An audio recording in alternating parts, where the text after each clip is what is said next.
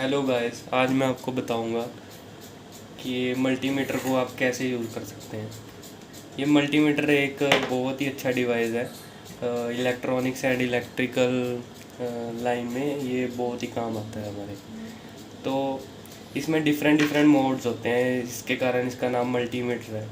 ठीक है, ये क्या कहते हैं, डिफरेंट डिफरेंट मोड्स में काम कर सकता है। जैसे वोल्टेज भी इसमें चेक कर सकते हैं आप, डीसी वोल्टेज भी चेक कर सकते हैं, एसी भी, और इसमें रेजिस्टेंस भी चेक कर सकते हैं। तो सबसे पहले आप मल्टीमीटर के बारे में जान लो। इसमें देख लो ये इसकी डिस्प्ले सेक्शन है और ये इसके मोड सेलेक्टर है।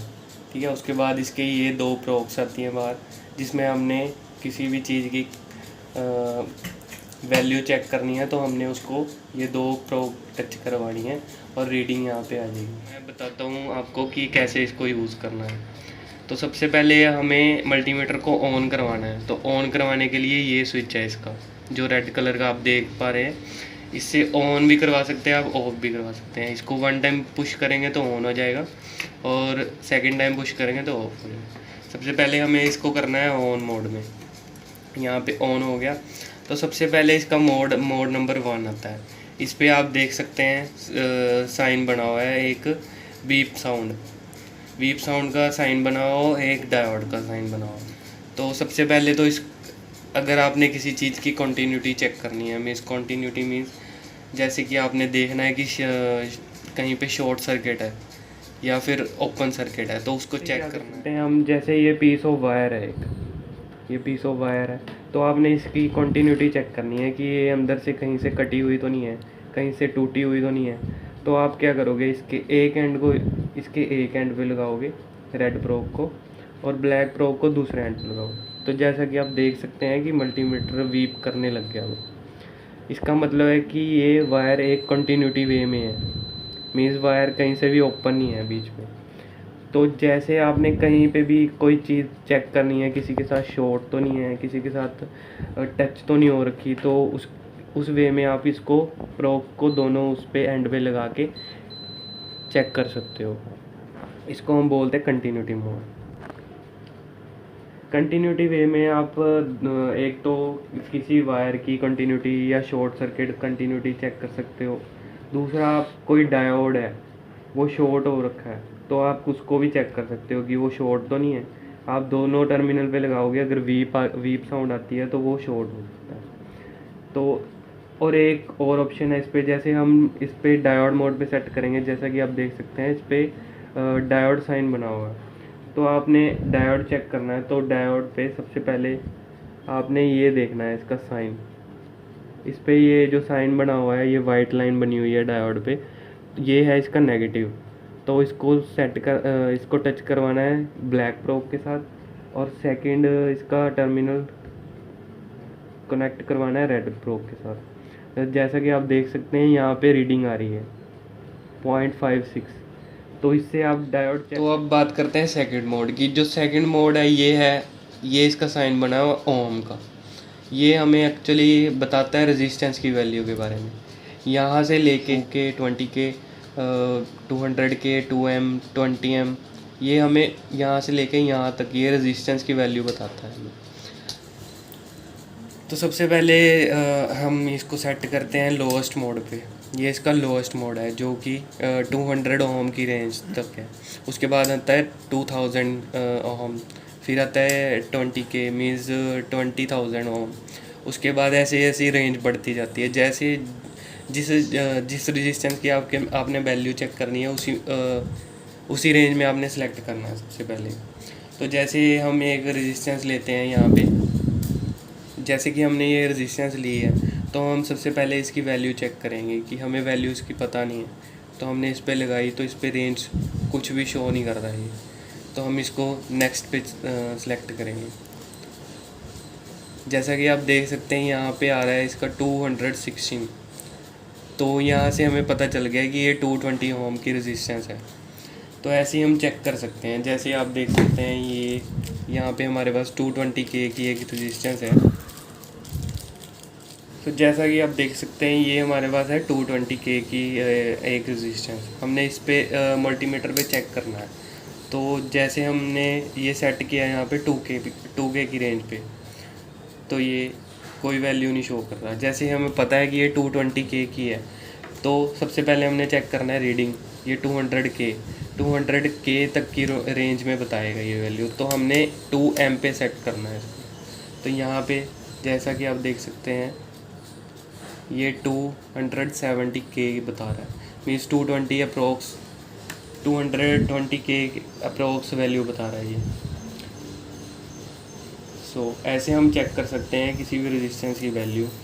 तो एक चीज़ हमने माइंड में रखनी है कि कभी भी रेजिस्टेंस को हमने जब भी चेक करना है तो दोनों हाथ ऐसे नहीं रखने, दोनों टर्मिनल के साथ अपनी फिंगर टच नहीं करवानी, तो हमारी ये बॉडी की रेजिस्टेंस भी साथ कैलकुलेट कर लेता है।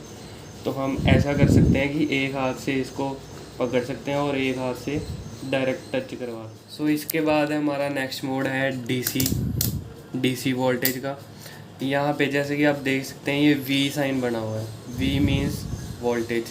ऐसे ही यहाँ पे भी V बना हुआ है, ये V मीन्स वोल्टेज। यहाँ पे DC का साइन बना हुआ है, यहाँ पे AC का साइन बना हुआ है। मीन्स इस रेंज में सेट करेंगे तो हमें DC वोल्टेज पता चल जाएगी, तो इस रेंज में सेट करेंगे तो हमें AC वोल्टेज पता चल जाएगी। तो सबसे पहले हम DC वोल्टेज चेक करते हैं।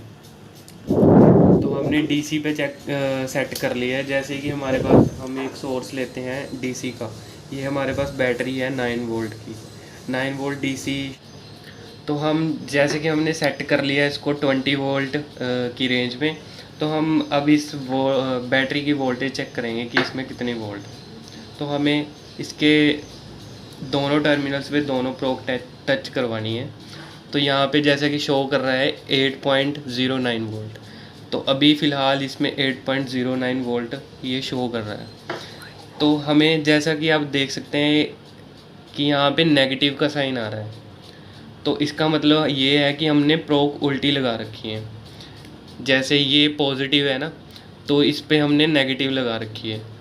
तो जैसे हम इसको करेक्ट करेंगे, जैसे ही पॉजिटिव पे हम रेड प्रोब लगाएंगे और नेगेटिव पे ब्लैक लगाएंगे, तो यहाँ पे नेगेटिव साइन हट जाएगा, जिससे हमें ये भी पता चलता है कि हम अगर प्रोब उल्टी लगाएंगे तो ये नेगेटिव साइन शो करेगा। इसकी एक और इम्पोर्टेंस है, जैसे कि आपको पता करना है कि कहाँ पे पॉजिटिव वोल्ट आ रहे हैं, कहाँ पे नेगेटिव वोल्ट आ रहे हैं। तो आप इन प्रोब्स की मदद से आप ये चेक कर सकते हैं कि वहाँ पे पॉजिटिव आ रहे हैं या नेगेटिव आ रहे हैं। सो गाइस, नेक्स्ट हमारा मोड है AC वोल्टेज का।